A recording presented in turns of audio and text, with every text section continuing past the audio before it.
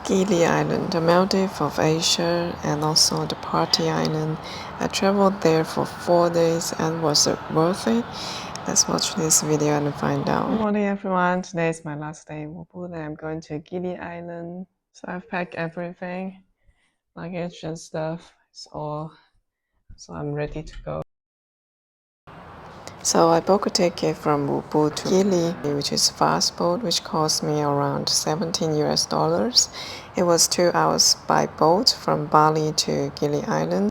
And the ticket is one-way ticket, which includes hotel pickup and then the shuttle bus as well. And then if you want to go back to Bali, you also need to pay the same price. It also includes hotel drop-off into Bali Center from Gili Island. In Gili Island, the transportation is mostly bicycle or horse riding. You can rent a bicycle everywhere, and for horse riding is also everywhere. People use it for everything in the island as well. And the price in the island is quite reasonable, and you can get the juice for a very cheap price in the local market. They also have in there, and then I went past by this local market, and then I went inside for lunch in a very local restaurant. And for this you can also have chicken, vegetables for maybe around 2 US dollars. The island itself is surrounded by the ocean, so it's mostly walking distance to the beach and to the shore already. In the island, the vibe for partying is everywhere, and they have this magic mushroom everywhere. Not sure if it's legal or not, but it's everywhere. And sunset in the Gili Island is not as impressive as the ones in Uluwatu, but it's still okay.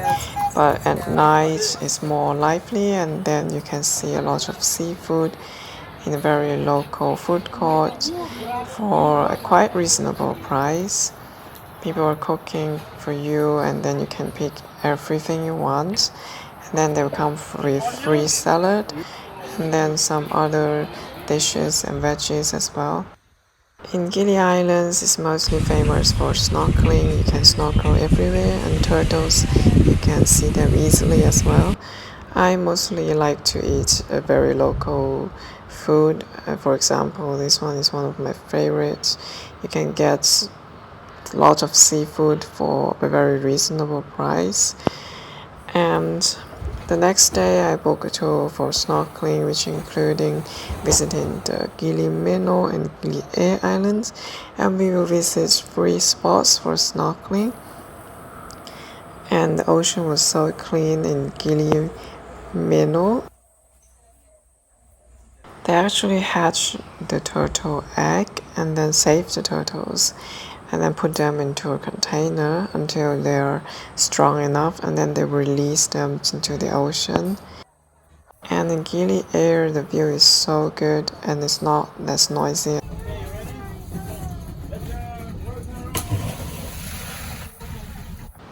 And the last stop we stopped by in Gili Air, which is the most dirty island among all the Gili Islands.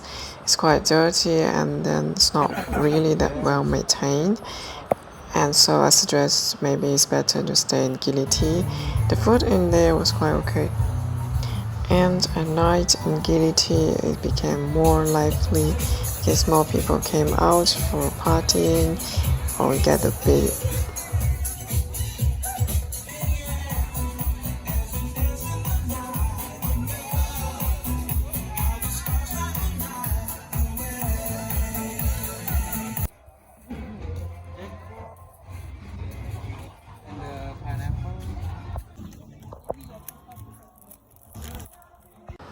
There are a lot of seaside restaurants.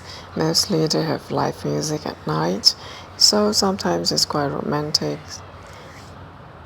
And my last day in there was with some breakfast, and then I went to do some nails.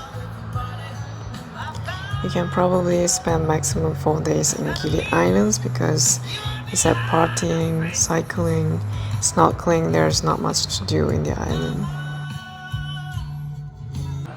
The funny thing about the Gili Island is that you need to pay a lot for harbor tax. When you arrive, you pay harbor tax, and when you leave, you also need to pay harbor tax, and both add up to 20k